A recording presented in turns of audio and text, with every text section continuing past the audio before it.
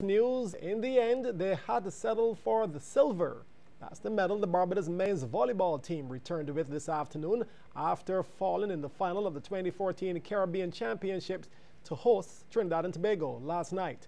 After playing unbeaten throughout the prelims and semis, Barbados men were stopped from taking their 11th Caribbean title at the Jean-Pierre Complex, losing 25-22, 23-25, 18-25, 19-25.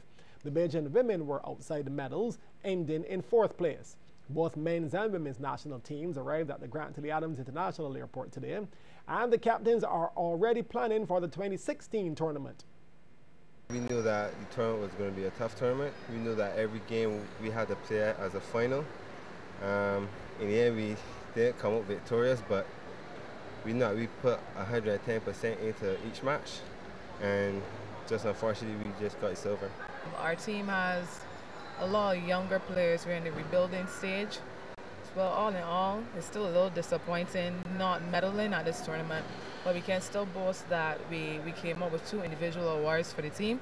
We had 2 best blockers, Shani Leacock and myself, so there's still some things to shout about. So we're going to go back to the drawing board and prepare those younger players for 2 years CBC, and we'll be getting it next time. Head of the delegation, Roxanne Fort, told CBC Sports that an inadequate number of practice sessions played a major role in why they didn't ultimately achieve their goal. Part of our problem going into the tournament was lack of training, because the gym, would not have been available. But we made the best of the situations that we had and tried to, put in as much work as we could prior to the tournament. Both teams are young groups. We had outstanding performances from 3 of the juniors who would have just come back from Norseca Juniors, Amaniki Wood, Chioki Holder, and Jabari Goodrich. So it speaks well for Barbados volleyball in the future. In cricket, as we barely got to report at the end of last evening's news, Barbados Tridents are indeed through to the finals of the Lime McCall Caribbean Premier League. They secured the only automatic spot after finishing tops of the preliminaries by virtue of a superior net run rate. Now, in the final prelim against Jamaica Tallawahs at Wonder Park in St. Kitts, we would have reported that Tridents scored 175 in their 20 overs. They then dismissed the Tallawahs for 87 in just 15.3 overs. Javan Mendes took 2 for 15, Ashley Nurse 2 for 16, and Riyad Emrit 2 for 29, as they won by 88 runs. That should be close. Yes, immediate success. Is that an opportunity again? That's a brilliant catch. Immediately switches to over the wicket. Oh. Trouble here for Vogues. This looks like it could be gone. Vogues looks resigned to defeat. The umpire's been cool, but Vogues has already got his gloves off. He's given himself out, and that's why. Just a couple of inches short. Who is that? Who is that? This one's gone this time.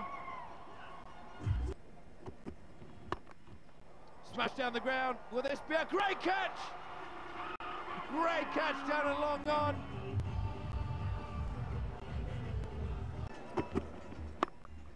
Crunch that one. That's a nice shot. That's raced away smartly to the boundary. He's hit that pretty well, and he's hit it for 6. That's a good connection. And Mendes has just started his last over. He's done a terrific job. Oh, this might be interesting. Big dive in. Well, there's a big dive in. Let's have a look, let's have a look, let's have a look. Oh, he's gone. He's gone. It goes from bad to worse, the Tallawahs. But sure that time. He's and gone. Straight to the man.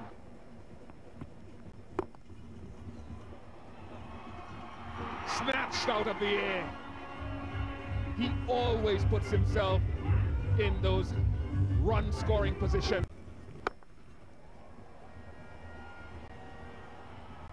Game, set, and match. To the Tridents. Well, that result meant that the top 4 teams all ended on 12 points, but net run rate placed Tridents first. Guyana Amazon Warriors second, Trinidad and Tobago Red Steel third, and Tallawahs fourth. So, the first semi-final will be between the Red Steel and Tallawahs on Wednesday, with the winner taking on the Warriors the very next day in the second semi-final. Then the winner of that match will play Tridents on Saturday in the final.